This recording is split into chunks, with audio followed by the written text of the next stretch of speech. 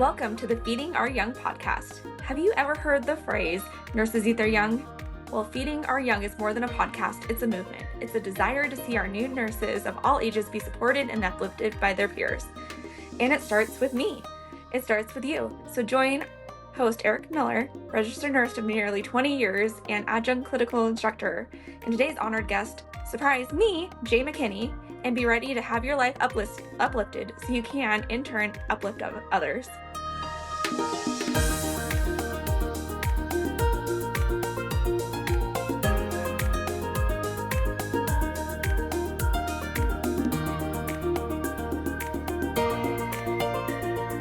Welcome to the Feeding Our Young podcast.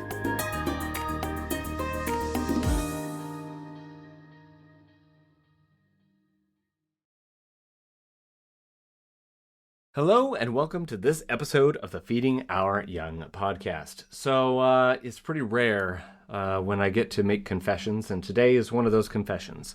I want it to be known that I am a certified gang member. Yes, I am a leader of a pretty rough and tough gang called the Gonzaga Bulldog Nursing OB Sacred Heart students. Yes, that'd be it. And the reason why I bring that up is because in studio today is a rival gang member. No, not because she teaches for another university, but because legitimately we both had overlapped on our last orientation day with our students. She and her students come out of a room that they were looking at, and I'm in the hall with my students, and we're all like, hey, you know, it turned into this whole like West Side Story thing going on. It was kind of fun. And our greatest regret is that we didn't get a picture of the moment, because that would have been awesome. A little collab between the crimson and the blue. So without further ado, enough flapping my gums, the one, the only, Jae McKinney. Jae, how are you this fine afternoon? I'm doing well. How are you? I'm doing great. And thank you for letting me share that little story, because it really was fun, you guys. It was. And I'm going to say WSU is cooler, but... Oh, this is it. All right. Okay, now jacket's coming off. That's it. I'm going to crack my knuckles. Good thing I didn't bring any of my weapons today. Just kidding. Once a Coug, always a Coug, and that's why I'm sorry. I taught peds at Cougs. I tell my students too. Like, I got to teach SEC students this weekend. I was just filling in for somebody, and it was fantastic. Because then they're like, "Well, you do teach for Gonzaga," and I'm like, "Hey, listen here. Everybody's different. Everybody's got their pluses. Everybody's got their minuses. But everybody should be awesome, right? Yes. Right. Yes. And that's all that matters." I mean, I am a WSU alum, so I have to, be batting for my alma mater and where I'm teaching, and it's just go Cougs. And you can't see as she strokes her almost crimson hair here, subtly adding to the discussion there. Oh my gosh. And you definitely, I will fully admit, you bleed vastly more crimson than me, as my experience it was very short tenured in comparison to so many others. So enough about that. Let's talk about you. You've kind of already dabbled in a little bit in that. So Jae, I think we already let the cat out of the bag. You're already a nurse. So what degrees do you hold, and where did you get them? So I actually have a bachelor's of arts in chemistry from Whitworth, and that was my pre-nursing career. And then I have my BSN from WSU, way back in the day. And I also have my master's in nursing education from WGU. And then I just recently finished my postmaster's certificate program as a family nurse practitioner and passed my boards back in June. So. Yay! Thanks. Oh, that is so incredible, because Jae and I have known each other for a little while now, so definitely well before nurse practitioner Jae, yes? Yep, that is, like I said, recent as of June, so... Yes, I'm so excited for you. That's amazing. So what's the plan? What are you going to do with that? I have no idea. Still trying to figure out how to be a grown-up with it. Last April, I signed the contract to teach 2 classes, which is now turned into 3 with WSU, and I did not feel right backing out on that contract. I know that the students are relying on instructors to being there, and the school relying on instructors to being there, so I just did not feel right all of a sudden just being like, oh, I can't do this. So I decided, let's just go ahead and do this for this year, and who knows, maybe I'll just keep loving it and just going to keep doing it, and then eventually something will fall in my lap that could possibly be a part-time nurse practitioner job, or I'm just taking it day by day, and when it's right, and I'll know, and then I'll be Jordan. a grown up at some point. So Well, now let's not push it too far. Like, well, I'm still waiting for that process to happen for me. I don't know if that's an intentional thing or if it's like puberty where it just happens to you. So I think it just happens. It just happens okay. one day. Yeah. Someday we'll grow up. I love it. Yes. As Someday. as you're drinking from your Harry Potter mug, which we'll touch on later. But where is home for you? Where are you from? I was actually born and raised in Spokane Valley. Nice. I Yes, love it. I I love am it. a U High Titan, class of 2004. So yeah, I was born and raised there. That's my home. And um, after I met my husband, so when I met him, he was in the military. So followed him to the East Coast, was over there for a little bit, and then when he got out, we were in Seattle for a little bit, and then eventually just came back home. So Nice. Oh, that's so yeah. cool. So then, before we continue our fun conversation, what are the three words you used or you chose to describe nursing school? The three, well, I mean, technically it's four words because one is two words, but eye-opening, rough, and transitional. Incredible. And what are three of your favorite songs in life right now? Right now, I have Ordinary by Alex Warren, Hmm.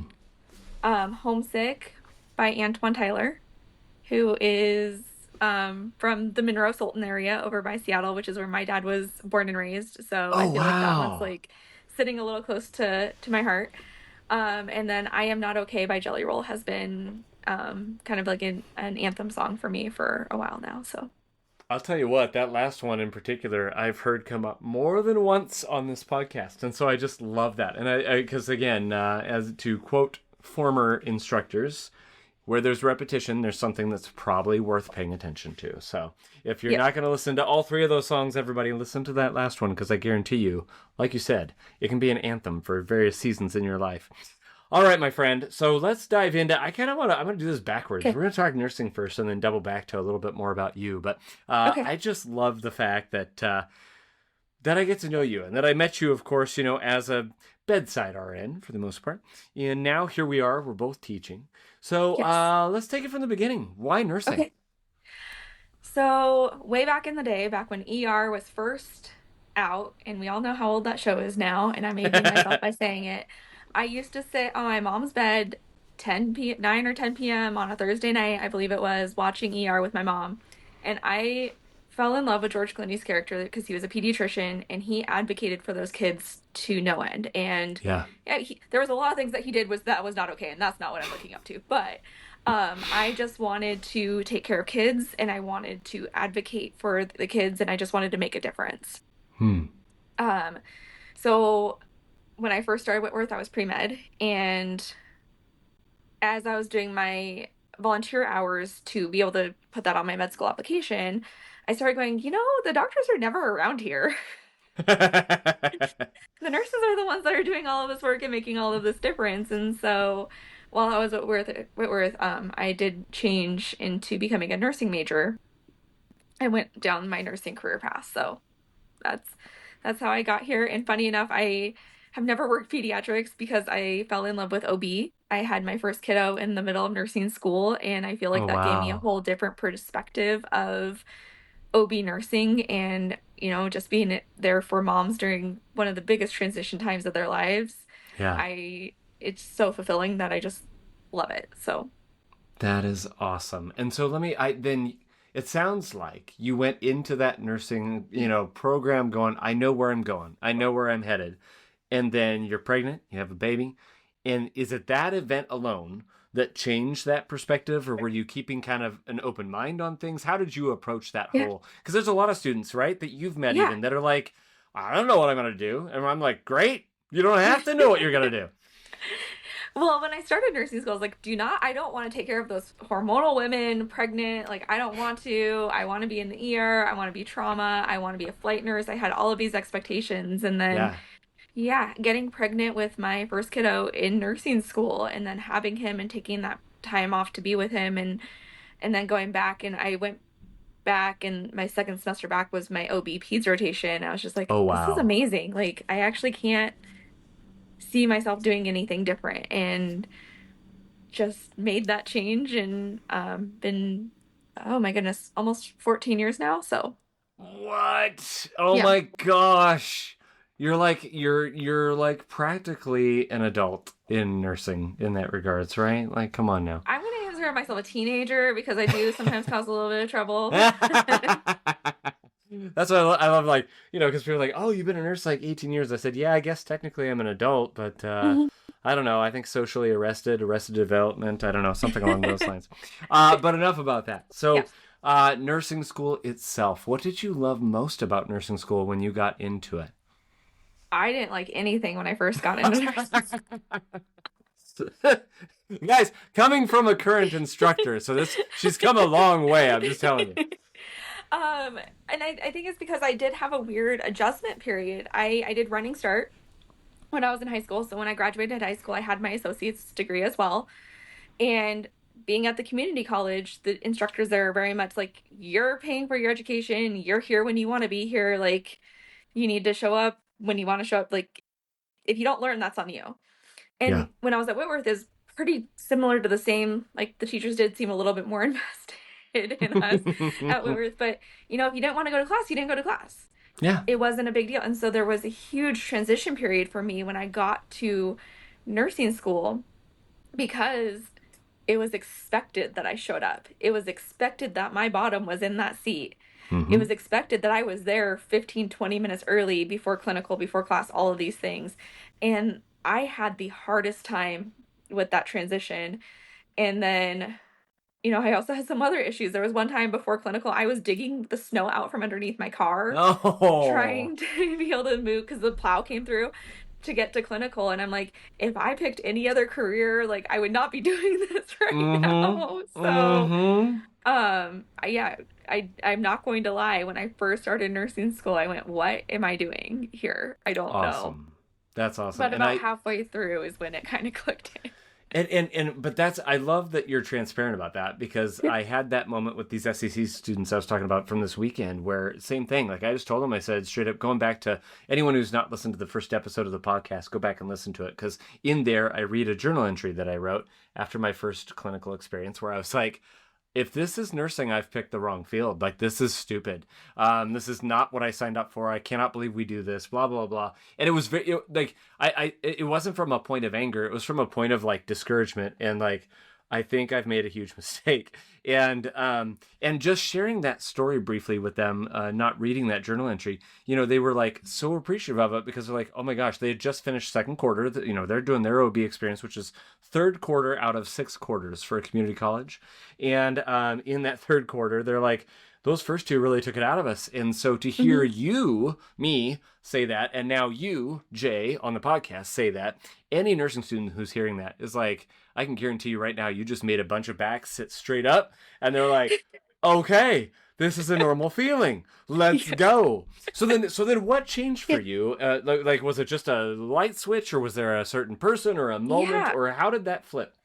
So about halfway through, my first semester, I was going, okay, maybe I need to try med school. Okay, maybe I should go back. And I somehow was able to get in at the time, back in the day, WSU had an elective class where people went to Peru. And that was the elective. We went to Peru. We held clinics in these rural areas. We learned about their healthcare system. We learned about all of that, all of those kind of things. And I somehow got into this class as a first semester student. So in Awesome. May, and it's even a funny story because I almost didn't get on the plane because my husband, at the time we were just boyfriend and girlfriend, he had just come home for his R&R, and his R&R got delayed. And so instead of me taking him to the airport to go back for his deployment, he was taking me to the airport to get on this plane to Oh, go to Peru. And I'm no. sitting there crying. I'm like, I'm not going. This isn't the way it's supposed to be. But my time in Peru really opened my eyes, and I was like, we can make a difference. Yeah. We can make a difference. Seeing these people lining up outside of our clinic because they don't have any other option. And it was for things like parasites. They needed, because we had pharmacy students with us too, so we had our own little pharmacy. They Yeah. needed medication for parasites. They needed medication for ear infections. They needed all of these things, and like it's the accessibility that they don't have there. Mm. And making that difference to them, I was like, oh my goodness, I can make this difference back home. Yeah. Like, it just was so eye-opening that yes, this is something that I can do and want to do. My first attempt at med surg was a little rough though, because I will admit I got pregnant, and so I had morning sickness and all of these other issues. So I did Oh, second guess things again during my med surg rotation because I was just sick and not feeling good, and I kind of fell behind a little bit. But when I went back after having my son, I was like, I don't have another choice. I need to do this. I need to do yeah. this for him. I need to do this for me. And when I went back, I just had a completely different mindset, and I was able to just be like, I can make a difference for my son. I can make a difference for myself. I can make a difference for these patients. Like, I just need Hmm. to do this. So, And like you said, it wasn't. When people ask about my wife and I, and if you see anybody who sees pictures of us knows that I married up, but anyone who sees anyone who meets us and talks to us and things like that, the we always joke that it was never love at first sight, and it truly wasn't. I had crushes on all of her friends, and she really liked tall blonde guys, not named me. And so it was just this weird confluence of things. And then, how we came together and all that is not the purpose of this episode. But the point of it is, it wasn't love at first sight. And not that your story sounds like that to me, Jay, but you know what I mean? Like you're saying, like, well, at first I had this totally different perspective. And then it took a bit and something happened and something changed. And you're like, oh my gosh. And it sounds to me from that point, you're off to the races, full bore, full stop, like just putting everything you can into it, right? mm-hmm. That's Yeah. awesome. And I That's mean, it wasn't awesome. just one thing, it was a couple of different things. Like I said, my trip to Peru, and then Yeah. getting married and having my son. And, and that's, I mean, I guess we're going to go over it later, but that's why I said it was so transitional for me, because I Yeah. transitioned from this young, like, I can just do whatever I want whenever I want it person to like, no, I have responsibilities. I'm going to have people's lives in my hands. Like, Yeah. and I just had to grow. So, And we always tout, nursing is the best career in all the planet. Sorry, everybody else, but it is. It just is. And for so many reasons that have been described on this podcast that we're talking about now. But on that other side of it, married to the fact that it's the best career ever, it's also one of the most demanding in the terms of like you have all this responsibility, right, Jay? you do. And um, I have to say, it's the most fulfilling. Yeah. I have been with women on the best day of their lives, welcoming a very healthy baby. I've been with them on the worst day of their lives where they've welcomed a very unhealthy baby, or unfortunately like a baby that didn't make it. Um, and no matter what the situation was, like knowing that I was there for them in a time of need is so fulfilling, Mm-hmm. exhausting, yes, but also Mm-hmm. very fulfilling. And I, even though I've become a nurse practitioner, I feel like being a nurse practitioner, you still have that nursing core to where like you strive to give not saying that doctors don't and that PAs don't, like, because they Yeah. do, but like you just have that fundamental nursing basis where you're just like, I need to take care of this person as a whole. I need to be there for them. And it's just giving me more tools in my belt to be able to help them. That's the way to say it right there. Because yeah, I've had many of a provider like, oh no, like they're like, they acknowledge 100%. They're like, no, nurses are different. They're a different breed, and Hmm. we need nurses. And XYZ. I can't be that. You know what I mean? It's like Yeah. I love my role in this way, and but nursing does give just that other perspective, and I love that. So then, if you don't mind my asking, so Yeah. and I already warned you, like we're going to be talking about this because anytime I get a chance to pick another instructor's brain, I just love Yeah. it, and especially a relatively newer one like me.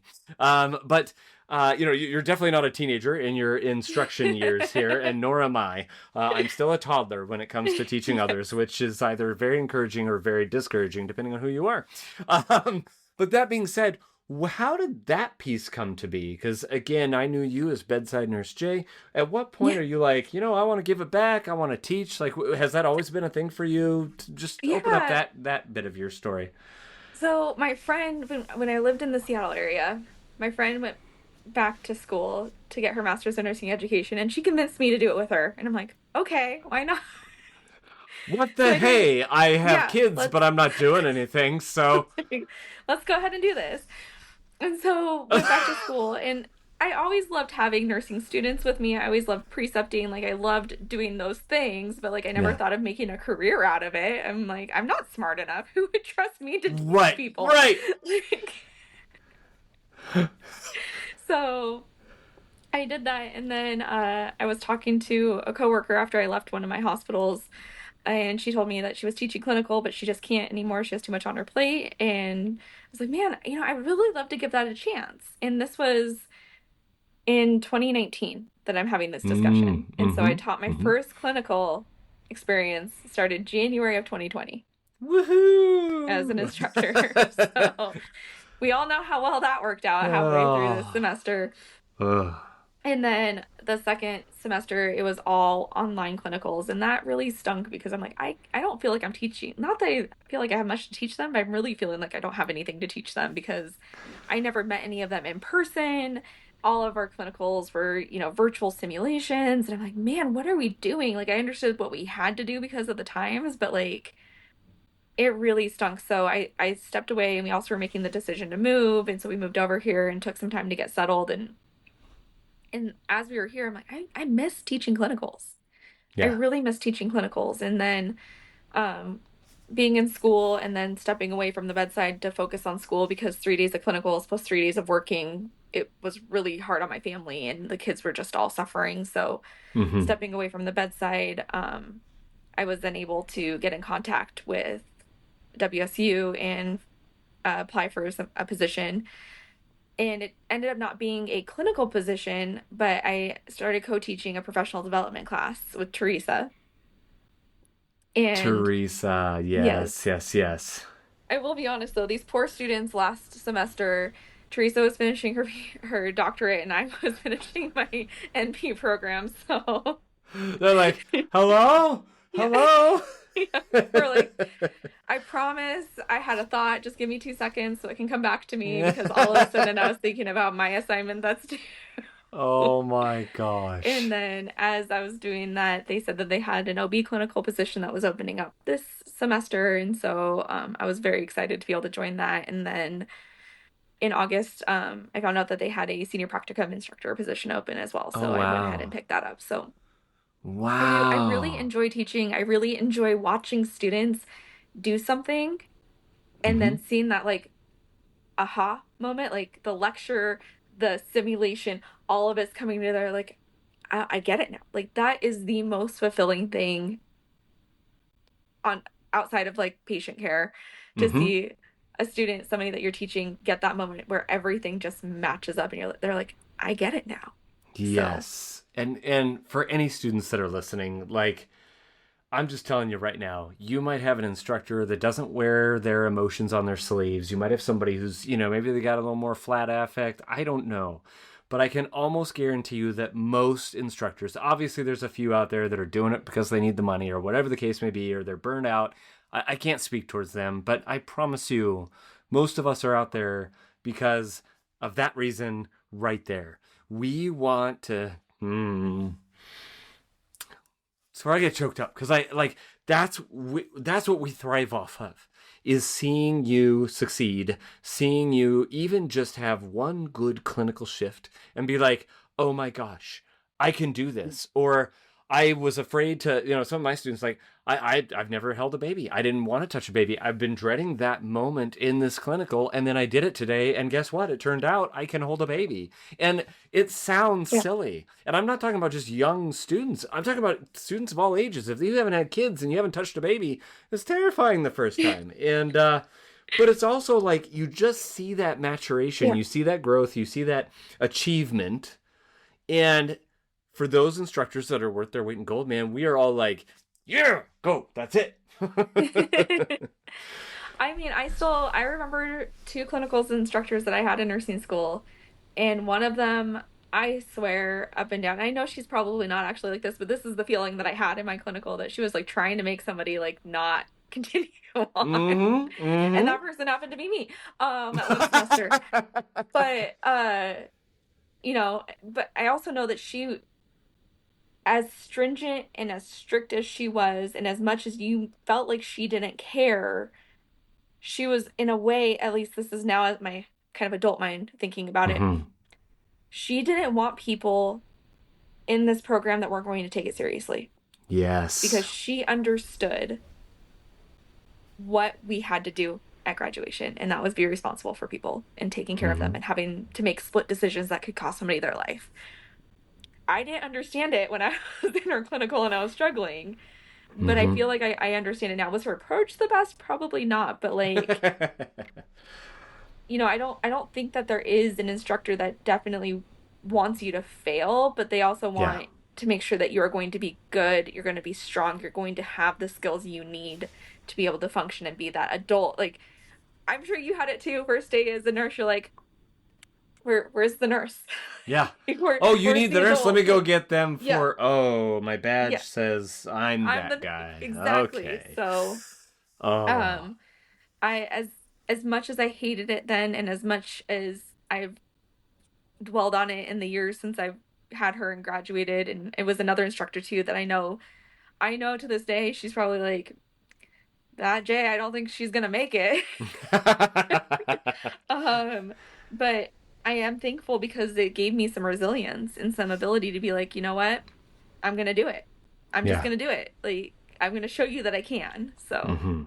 And as a student, you're inspired one way or another, right? yeah. You've got to derive that inspiration either from those that are maybe a little more outwardly cheery, like myself and or Jay, or those that you are like, no, they're out to get me. I swear they're out to get me. And I've had a Mhm. couple of those in my career where I was like, oh my gosh, like it's the one everybody doesn't want, and I'm getting Mhm. them, and I keep getting this person and that person and the next one in line.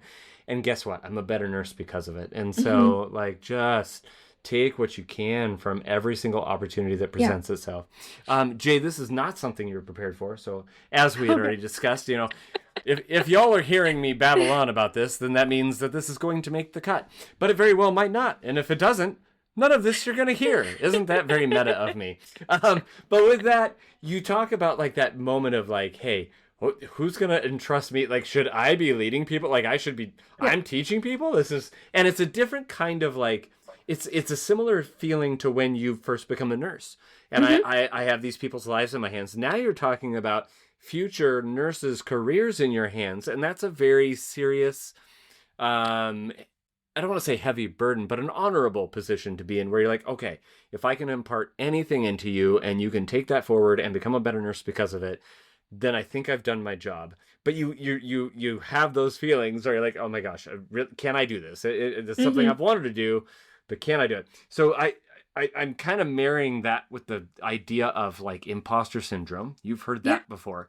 Uh, so then, would you say that you have felt that as a new nursing instructor, and even go you can dial it back to when you first became a nurse as well. But that just discuss imposter syndrome if you felt it, and then how do you overcome it? Yeah. I mean, I feel like I've had an imposter syndrome all the way along the way, like becoming being a nurse, you know. I still remember because I took my boards in Virginia, and in Virginia they didn't have the whole like you get your results in like a day or two option there. I Oh, don't know what that looks like now because obviously it's been many years since I took my NCLEX, but so I'm sitting there I was checking the Board of Nursing website multiple times a day. And at one point, like, I logged in and it had a number there. And I'm like, somebody messed up. They gave me a license. Oh man, who's getting fired? And so then oh, going in as being a nurse, it very much felt like an imposter because I'm like, somebody's supposed to be looking over my shoulder while I do this. right. Wait, where's the adult? And the same thing was teaching clinical for the first time. I'm like, who am I supposed to ask the questions to? Like, is It's this just okay? I don't know if this is okay. it's just Yeah. me. It's just Yeah. me. Okay, all right. And I actually walked into an office because I was helping with something, and as a nurse practitioner, I went to introduce myself. I'm like, "Hi, I'm Jay, the student nurse practitioner today." And I'm like, "Nope, wait, I'm the nurse practitioner today because I haven't had to introduce myself as that before." So, yeah, and I think it's time. Like, you have to give Yeah. yourself grace. You have to give yourself patience. You have to give yourself your own understanding that you are growing. And I don't care if you've been a nurse for a day, I don't care if you've been a nurse for a decade, you are always going to grow, right? Mm-hmm. You're always going to get better. And I feel like no matter where you are in your career, at any point in time, you could have that imposter syndrome moment. And it could just be because you maybe transferred specialties, or even Mm-hmm. I've had it transferring hospitals, to where I went from a hospital where I had everything kind of like sacred to a more community access hospital, and I'm like, so where's NICU? Oh, I am NICU. Oh, Just oh, kidding. it's me. It's Okay. me. So I think it's important to remember that no matter where you are in your career, or in your education path or anything like that, you can have these moments, and you just need to remember to give yourself time, to give yourself grace, and to give yourself your own understanding that, like, I'm not 100% perfect. Mm-hmm. And I'll back your play on that, Jay, because same thing, right? Like I've Yeah. been a nurse quite a while, and you still go into shifts and you're like, oh, I could have done that better, or how could I do this better? Or Hmm. and I don't want to call it a, this is either going to encourage a lot of you, or it's really going to discourage you. You're going to be like, I got to listen to this voice in my own head for like ever. Yes, No, you do. it gets better. It does genuinely get better, but it's still always there. And like you said, I think as long as you're giving yourself grace, that's probably one of the key antidotes to this whole thing. Hmm. But also understanding that we're never going to be perfect. And so, I even just as an instructor, and I've been doing this on my unit for a while, but I go to make assignments for my students this last week, and we had these nurses on our floor that are not core nurses, but they are cross trained and been there a long time.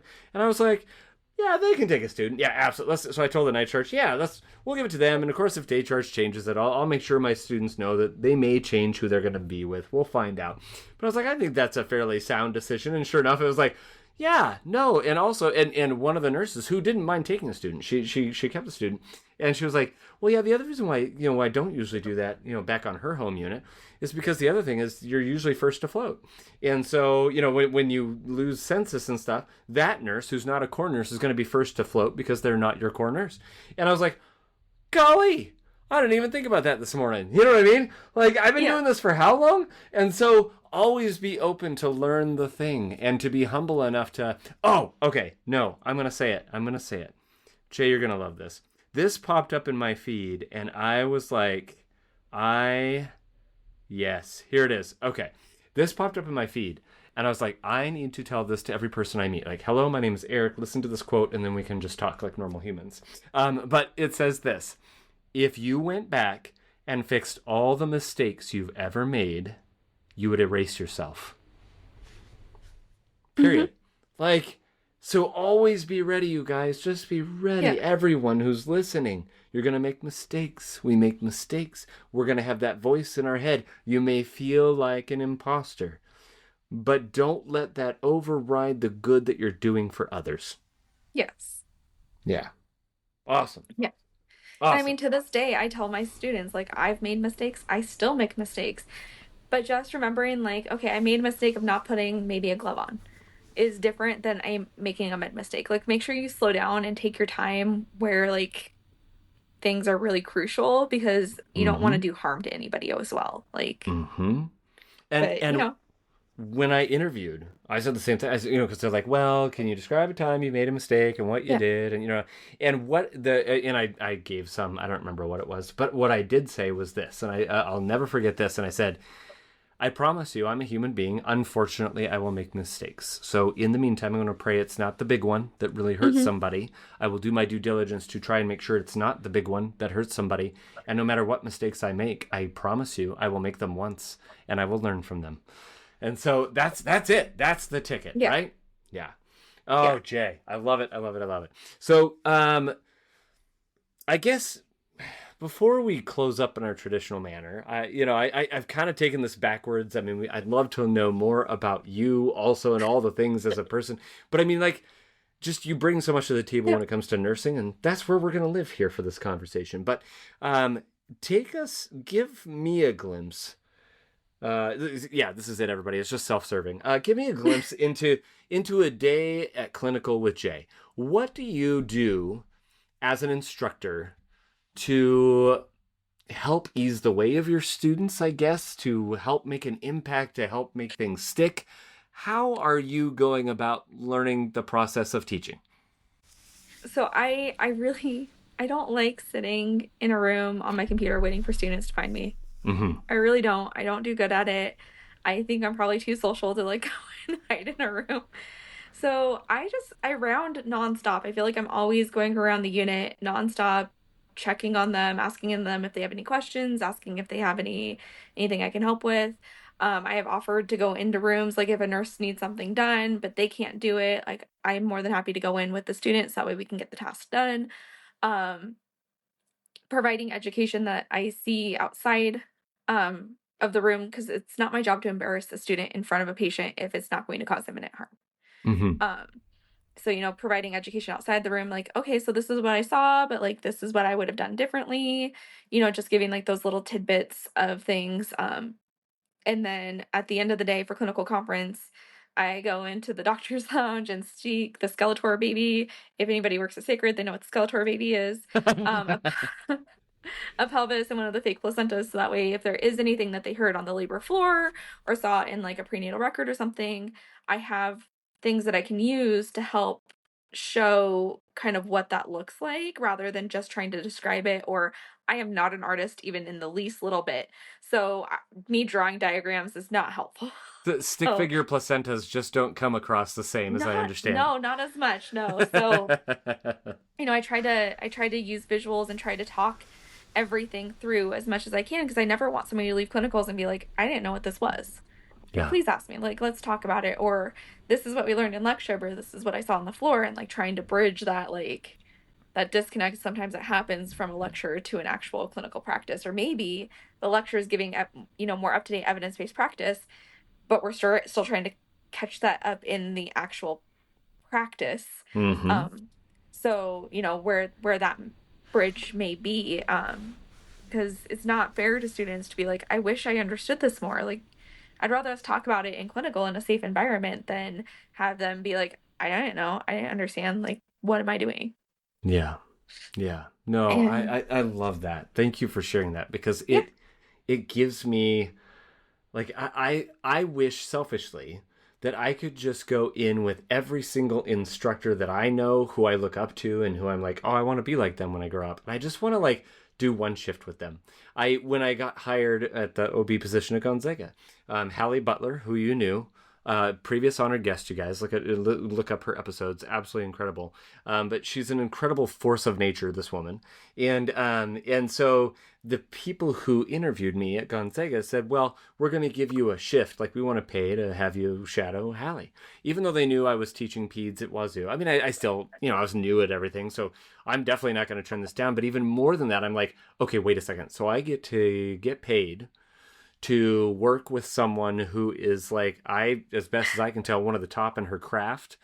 Yes, please. And that's what I wish I could do with everybody. I wish I could just go in their room and see how that works. And so, Jay, and I just said it again, and I'm going to say it probably 3 more times, but before we close in our traditional manner, is there anything about yourself that you definitely want to come across? Because I tell us about your family, tell us about whatever, but like, what are you most proud of? What do you want? What quality traits of yourself would it benefit our listeners most to know about you, that I already know well about you? I'm like, what do you know about me that I don't know about me? Well, actually, so what I heard the other day was, no, just kidding.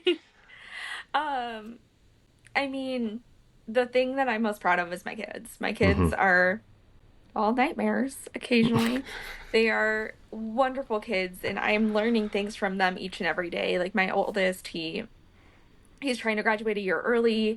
He's doing really well in cross country and all of his sports, and like, he is stubborn as all get out. I don't know where he got that from. No clue. No. But he, I'm learning more resilience from watching him grow. Mm-hmm. My second kiddo, he has severe ADHD with anxiety and depression, but he is the most creative kid you could be. Mm-hmm. Like, he can do Legos without instructions, and like he's always drawing things, and I wish I had more of that creativity.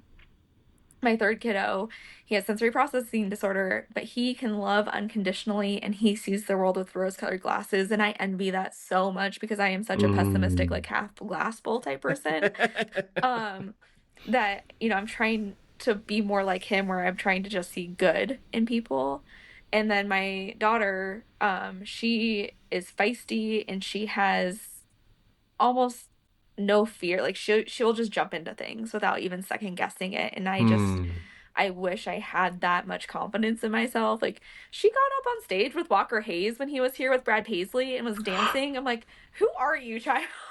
Where did you come from? There is no way that I would have been able to just jump up and like start dancing like nobody's business. So Wow.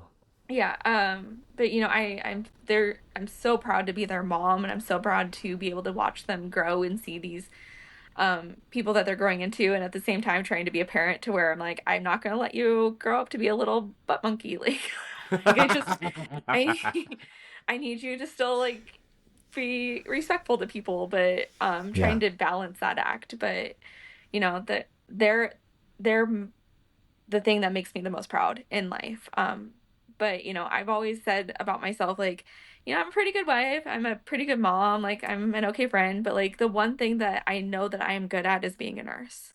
That is Hmm. the one thing that I've always been able to, well, maybe not that first year of nursing, but like I've always been able to pride myself on, is like I know I'm a good nurse. There's always things for me to learn. There's always room for me to grow, but like I know that I am a good nurse, and I hope that I can teach that to my students, whether or not it's in a lecture class or whether or not it's on clinical. I know some of them think that I may be unfair or maybe harsh, but like any feedback that I give them, or like, you know, if I have to do a performance improvement plan or something, it's to help them be better. Yeah. It's not because I want to get them in trouble. I want them to be better, because these are going to be people's lives that they're going to be taken care of as soon as they graduate. Like, these are lives that they're going to have in their hands. And while we all make mistakes, like, I never want them to have that looming over them of that mistake where they hurt someone. Yeah. Very well said. Very well said.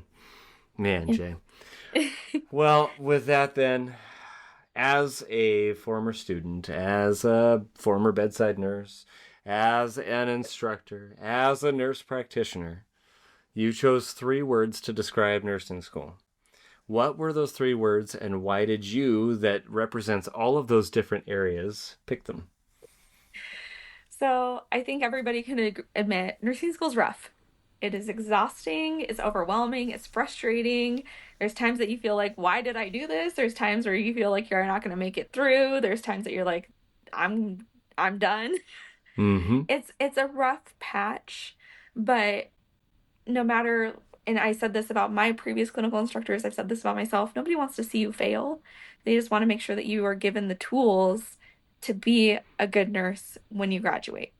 And Mm-hmm. so yeah, it's rough, but let's also remember this is just a small period of time. Yeah. It's eye-opening. I realized early on that nursing school was not going to be what I thought it was. But through clinical, through watching my instructors even interact with other nurses on the floor, coming into my rooms with me to do patient care, um, I continued to learn and see the difference that nurses could make. And I learned from that, and it helped me aspire to that's what I wanted to be. But nursing school is definitely not what I was thinking it was going to be. Mm-hmm. And then I did touch on this, it was transitional. I started nursing school as a, early 20s, no kid. I was not married. And then I had this huge transition period where I got married, I had a baby, and I just grew as a person, as a mom, as a wife, as a friend, as a nurse, all of those things. And it just helped me. I transitioned into being a nurse, and it's just a very transformational period for anybody. Yeah. Yeah. Very much so. Yeah. Awesome. So well said. I love the words. I love the reasons. And it is. It's a transition that, I don't know, you feel like you've made it at certain points where you go, okay, yes, I've made that transition now. I do feel what it feels like to actually be the one that my patients can rely on. And then you do something new and you're like, okay, no, I got to make this new transition. The transitions never end, but I Yeah. feel like your ability to adapt to them might get better. Yeah? Yeah. Yeah. Yeah. Yeah. And I put this in the email to you, but like, I want every student and every nurse out there to know their worth. Mm-hmm. And as you go through transitional periods, like you may have been a med surg nurse and now you're going to the ICU and you may feel like you don't know anything and why did I do this and I need to go back to my comfort zone. But like you bring something to the table that no one else on that unit has, and that's you. You bring Mm-hmm. in your own eyes, you bring in your own ears, you bring in your own experience, you bring in your own knowledge, and you have worth. Whether or not you've been a nurse for a day or you've been a nurse for 100 years, you have your own worth, and that is something that nobody should ever forget because that is something Mm-hmm. that nobody else has. Yes, and whether or not you've been told you have that worth. Maybe this is the Yeah. first time you're hearing that from someone. Oh, yes, yes, yes. Okay, so the next to last question, the last one you've prepared for, which is if you had one piece of advice for nursing student, if you had one thing you want them to walk away with knowing after hearing your episode, what would that be? I think I just said that. That's why I But asked that. I was like, I want to know if you're like, I'm like, I want to know if she's going to double down on that or give me something different. Let's check it yeah, out. never let yourself feel like you're just a number on a sheet. Never let yourself Yeah. feel like you are just a staffing number matrix. You are so much more, and continue to grow, continue to evolve, continue to build your knowledge. I know evidence-based practice is something that no nursing student wants to hear anymore at Mm-hmm. this point, but Mm-hmm. continue to build your knowledge because that evidence-based practice is there for your patients, is there for you. And, if you're starting to feel like you are just a number, maybe that's not the best place for you and you can find a better home. Awesome. And then the true next to last question that you're not prepared for. If you had advice for any other nursing instructor, what would that be? Oh, patience. Have patience and not like the physical patient, like the emotional Well, we patient. need those too, but yes. Yeah. Yes. Um, I have to say, like having nursing students back at the beginning of 2020, those students are so different than the students that we have now, and Mm-hmm. especially the students that we have now are different than students that I went to school with, that students that I taught, before. So having patience as it's a transitional period for you too, as Yeah. you're working through the transitional period for all of these students coming through because they're learning their and the generation is just different. I when I went to nursing school, most of our stuff was still on pen and paper. Mm-hmm. So all of these technical issues that could be going on, or I have a really bad, I'm still learning Canvas. And so I didn't realize how much students rely on like the due dates and times in Canvas to tell them when things are due because I Mm-hmm. had the paper planner. And, Yeah. and so just having patience as like this generation is different than maybe the one that you were in when you went to school or the one that you taught before you took a break. And it's a growing period for everyone involved. And yeah. Yeah. Awesome. And then the last question for you, and I'm just doing this because you wear so many hats. If you had one piece of advice for nurses who are listening, what would Mhm. that be? I think it's going to be the same thing as instructors, like have patience with these new students. Mm-hmm. Um, some of them are going to come out of nursing school thinking that they have it all, and they're going to learn that they probably don't. But or there's going to be some that come out thinking that they don't know anything, but they're actually really smart and they have all of that information. It's just they need the time to build their confidence. And as nurses, like we need to be patient with them. We need to be patient with each other. This is a Mm-hmm. very interesting time for nursing right now. And it's not to discourage anybody to going into nursing, but we have a major nursing shortage. We have nurses that are leaving the bedside quickly. We have, violence towards nursing staff or medical staff altogether. We have seen medical care turn into a a more profitable organization rather than actually focusing on patient care. So we need to be patient and kind and with each other and with these nurses as they are learning how to be nurses. And if we don't support them, we're not going to have anybody to come and help us. So Bingo, 100%. Jay, thank you so much for bringing the wisdom in so many different versions of you. Like, I don't know how much wisdom I brought, but and there's that. And we're just gonna close with imposter syndrome, everybody. No, thank you, Jay. I can't thank you enough, and I hope you have a lovely rest of your day, my friend. You too. Thanks for having me. Hopefully somebody got something out of this podcast, and if anything, please just remember your worth.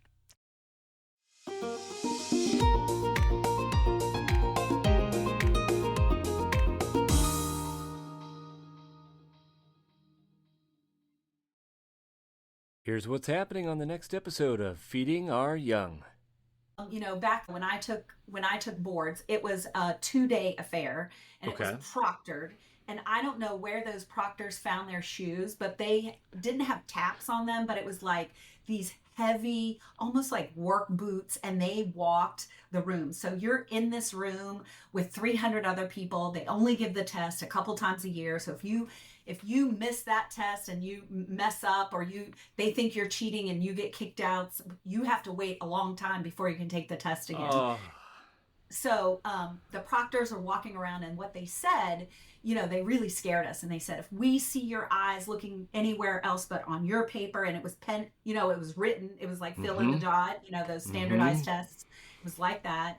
And if we even think that you're cheating, we're gonna take your test, and you are done. You're out of there. So, everybody was freaking out. Well, there was a girl that had a grand mal seizure during the test. I'm sure it was stress. She had a grand mal seizure. She is incontinent. She falls out of her chair. She's on the ground.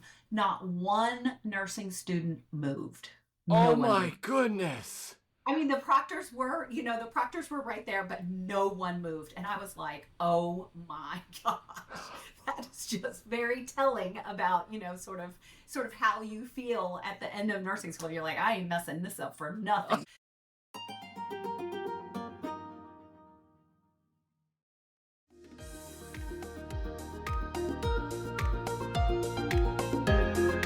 Did you like today's episode of Feeding Our Young? Want to know more about the Feeding Our Young movement? Check out our website at feedingouryoung.org. Would you like to be featured on a future episode? Maybe have Eric bring his unique brand of encouragement to your nursing students or nurses? Please text us at 509-666-5636 or email us at info@feedingouryoung.org. We're so excited to have you return to hear our next honored guest. Be sure to follow us on YouTube, Instagram, Facebook, and TikTok at Feeding Our Young LLC.